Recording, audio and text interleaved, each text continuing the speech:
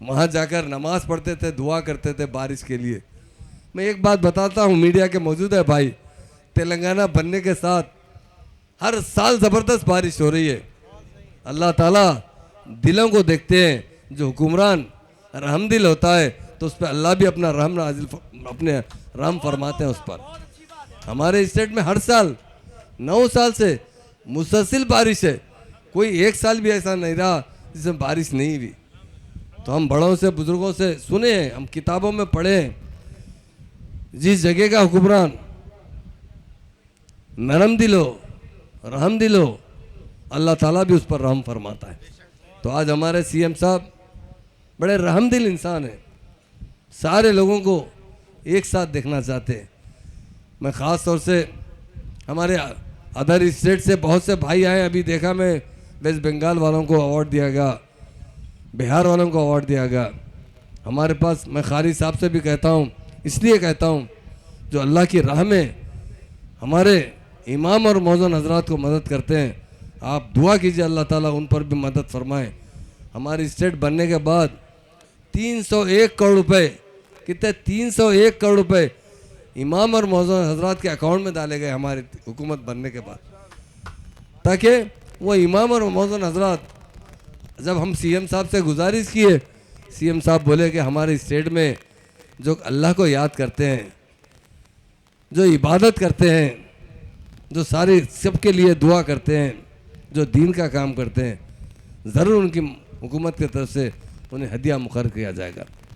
5000 इमाम साहब को, 5000 मौज़न साहब को 10,000 लोगों को दे रहे हैं।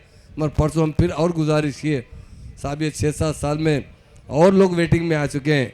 सीएम साहब ने कितने लोग हैं, हमने कहा 7,000 लोग हैं, जितने भी हैं उन्हें भी सैंक्शन कर दिया जाए। तो अब हम 17,000 मस्जिदों के इमाम और मौलाना हज़रात को हर महीना 5,000 रुपये का हदिया देते हैं। अब बताता हूँ, कहीं पर भी इंडिया में है क्या, बताइए आप। हमारे सीएम साहब यही चाहते हैं कि मुसलमान तरक्की करें, इसलिए उन्होंने तेलंगाना बनने से पहले, हम किसी की बात नहीं करते, जो प्रैक्टिकल है वो बताता हूँ।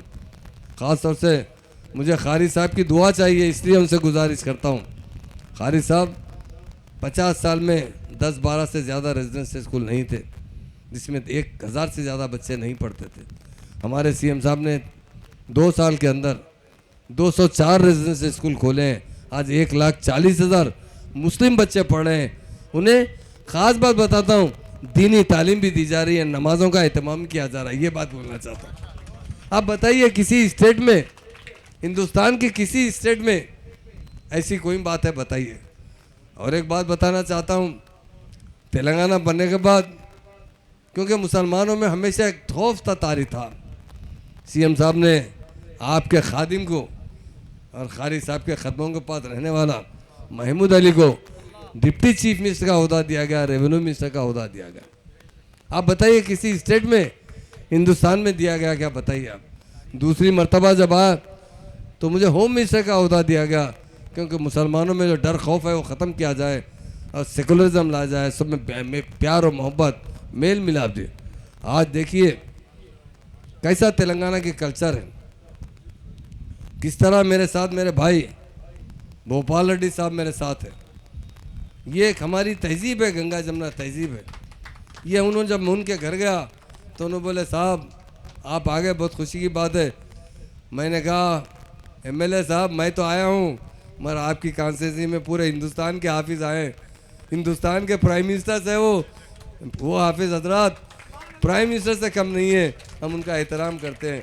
यकीनन यहाँ से बरकत शुरू होगी। और एक मैं बात बताता हूँ, चूँकि आप लोग नलगुंडा हैं, एमएलए साहब हमारे चेयरमैन अच्छा जानते हैं, नलगुंडे के लीडर जानते हैं, इस ज़मीन के अंदर फ्लोरेसेस का पानी हुआ करता था, लोगों के पाँव ऐसे ऐसे हो जाते थे, बीमारियों में मुब्तला होते थे वो पानी पीने की वजह से। जबकि आज़ादी के बाद से 2014 से पहले कोई नहीं सोचा। असम्बली में सीएम साहब ने ऐलान किया कि मैं घर घर तक पीने का पानी फराहम नहीं करूँगा तो आने वाले इलेक्शन में इलेक्शन नहीं लड़ूंगा। पूरे एमएलए परेशान हो गए, हमारे अन्ना भी परेशान हो गए, कैसा इतना बड़ा ऐलान कर दिए साहब। पूरे भागे, असम्बली ख़त्म होते उनके चैम्बर में, साहब आप इतना बड़ा ऐलान कर दिए, किस तरह मुमकिन है जो काम 65 साल में नहीं हुआ, वो आप बोले कि 3 साल में कर दूंगा, तो सीएम साहब ने ये कहा आप अच्छा काम करो, अल्लाह ताला आपके साथ है, ज़रूर हम पूरा करेंगे। तो आज अल्लाह के फल से नलगुंडा से फ्लोरोसिस पानी गायब होगा नहीं, सारे तेलंगाना का पानी घर घर तक टैप दिया जाता है। और कनेक्शन मैं खालिद साहब से कहता हूँ, सिर्फ 1 रुपये में कनेक्शन दिया गया, 1 रुपये के अंदर पीने, चाहे उसके लिए 100 करोड़ खर्च हुए परवाह नहीं, 4 घर है तो वहाँ तक भी पानी भिजाया गया, नल का टैप लगाया गया। आज हिंदुस्तान में किसी स्टेट में नहीं है।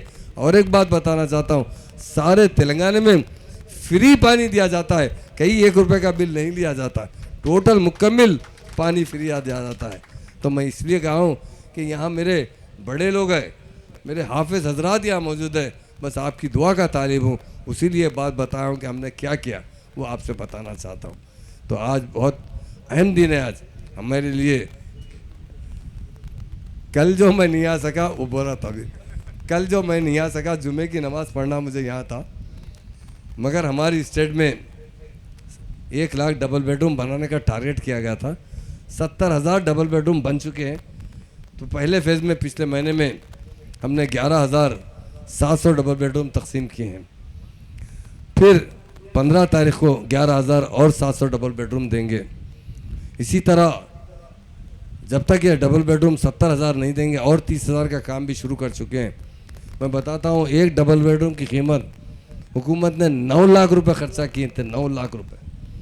मगर उसकी कीमत क्या है बताता हूँ। ज़मीन छोड़कर हैदराबाद में 70 लाख, 80 लाख, 60 लाख, 50 लाख रुपए के ऊपर कीमत है, जो हुकूमत 1 रुपये बगैर लिए फ्री दे रही है रहने के लिए। आप बताइए हिंदुस्तान में किसी जगह ऐसा हुआ है?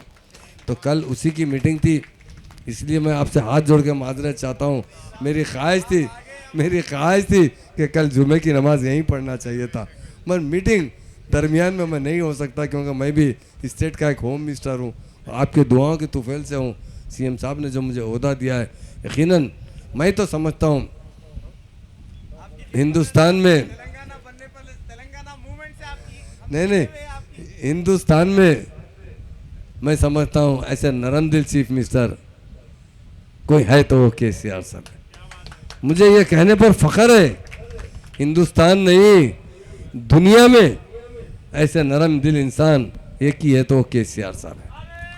वो चाहते हैं कि मुसलमान भी अच्छे रहें, खुशहाल रहें, तरक्की करें, हिंदू भाई भी तरक्की करें, एससी भाई भी तरक्की करें, एसटी भाई भी तरक्की, जो लोग अवाम यहाँ रहती है सारे के सारों की तरक्की चाहते हैं। तो मैं ख़ास तौर से ये इतना बड़ा इज्तिमा है, मैं इससे बड़ा तो दुनिया में और कोई इज्तिमा नहीं हो सकता। मैं तो समझता हूँ दुनिया में हाफिज हजरात से बढ़कर कोई नहीं हो सकता। हम तो जानते हैं ना हिंदुस्तान का कोई चीफ नहीं हो सकता, ना प्राइम मिनिस्टर हो सकता।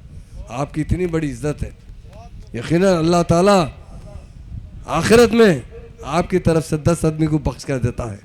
आपके माँ बाप तो माँ बाप यकीनन जन्नती हैं, मगर आप जिसको भी उंगली उठा के बता देंगे अल्लाह ताला उसे 10 लोगों को बख्श देगा। ये किसी को पावर है क्या बताता हूँ? क्या किसी बादशाह को पावर है ये?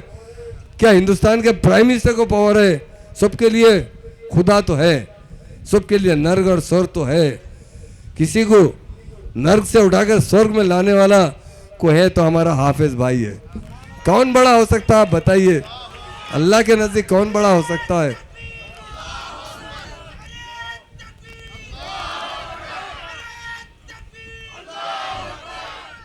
अल्लाह ताला तस्लीम करते हैं, लिख दिए हैं कि हाफिज को मैं माँ बाप को बख्शिश दूंगा, साथ साथ हशर के मैदान में मेरा हाफिज भाई हाथ उठा के उंगली लगा देगा, अल्लाह ताला उसे जन्नत बख्श देंगे। ये कहाँ है बताइए? कौन करवा सकता बताइए? कोई नहीं करवा सकता सिवाय हाफिज भाइयों के, क्योंकि आपके दिल में अल्लाह ताला ने कुरान ऐसा डाल दिया है कि वो दुनिया ख़त्म होने तक वो कुरान आपके दिल से नहीं निकल सकता।